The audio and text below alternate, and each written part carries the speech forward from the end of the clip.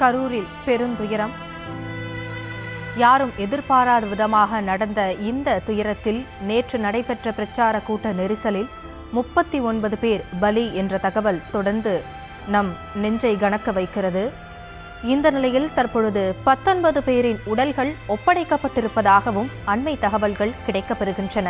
முதலமைச்சரிடம் மருத்துவர்கள் காலை 7 மணிக்குள் உடல்கள் ஒப்படைக்கப்படும் என்று தெரிவித்ததாக முன்னதாக செய்தி வெளியான நிலையில் தற்பொழுது 19 பேரின் உடல்கள் ஒப்படைக்கப்பட்டிருக்கிறது. மீதமுள்ள 20 பேரின் உடல்களை ஒப்படைக்க ஆக வேண்டிய விஷயங்கள் அங்கு செய்யப்பட்டு கொண்டிருக்கிறது. 19 பேரின் உடல்கள் ஒப்படைக்கப்பட்டிருப்பதாக அண்மை தகவல்கள் கிடைக்கப்பெறுகிறது.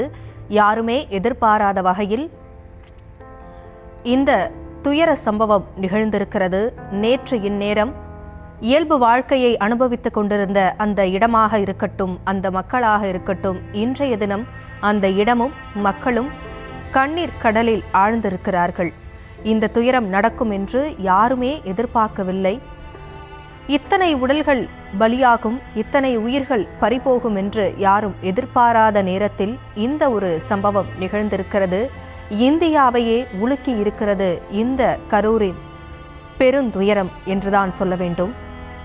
நேற்று இரவு இந்த செய்தி வந்ததுமே பல்வேறு அரசியல் கட்சி தலைவர்களும் பிரதமர் மோடி, உள்துறை அமைச்சர் அமித்ஷா உட்பட பலரும் இரங்கல் தெரிவித்தனர். தொடர்ந்து நடிகர் ரஜினிகாந்த், மக்களவை எதிர்க்கட்சித் தலைவர் ராகுல் காந்தி, தமிழக எதிர்க்கட்சித் தலைவர் எடப்பாடி பழனிசாமி என்று பல்வேறு தரப்பினரும் தங்கள் இரங்கல் செய்தியை தெரிவித்திருந்தார்கள். அதனைத் தொடர்ந்து முன்னாள் அமைச்சர் செந்தில் பாலாஜி சம்பவம் நடந்த இடத்திற்கு நேரில் சென்று உடனடியாக அங்கு ஆக வேண்டியவற்றை கவனித்து அவர்களுக்கு தேவையான மருத்துவ உதவிகளாக இருக்கட்டும், ஆம்புலன்ஸ் உதவிகளாக இருக்கட்டும், அனைத்தையும் செய்தார்.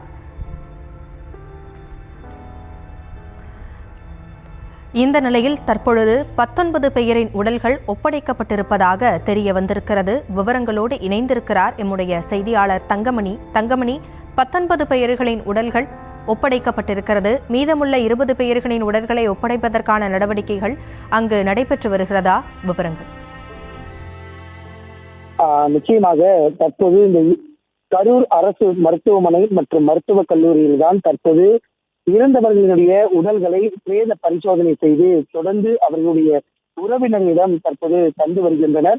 இந்த நிலையில்தான் கரூர் மாவட்டத்தை சார்ந்த 19 நபர்களினுடைய உடல்கள் தற்போது பிரேத பரிசோதனை செய்து அவர்கள் உறவினரிடம் ஒப்படைக்கப்பட்டிருக்கின்றது.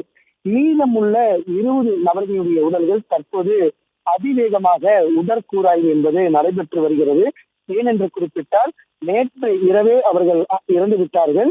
தொடர்ந்து சுமார் 12 மணி நேரத்திற்கு மேலாக தற்போது அவர்களுடைய உடல்களை இங்கு வைத்திருக்கும் பொழுது அவர்களுடைய உறவினர்கள் ஆயிரக்கணக்கானோர் தற்போது இந்த மருத்துவமனையில குவிந்திருக்கின்றனர். தொடர்ந்து இந்த மருத்துவமனை முழுவதுமே பாத்தீங்கன்னா தொடர்ந்து அழுகை சத்தமாக மட்டுமே தான் கேட்டு வருகின்றது. தொடர்ந்து இந்த காரணத்தினால் அதிவேகமாக சுமார் 150 மருத்துவர்கள் ஈரோடு, நாமக்கல், சேலம், கரூர், திருச்சி மாவட்டங்களைச் சேர்ந்த 150 மருத்துவர்கள் மற்றும் பிரேத பரிசோதனை உதவியாளர்கள் தலைமையில இந்த பிரேத பரிசோதனை என்பது தற்போது நடைபெற்று வருகிறது.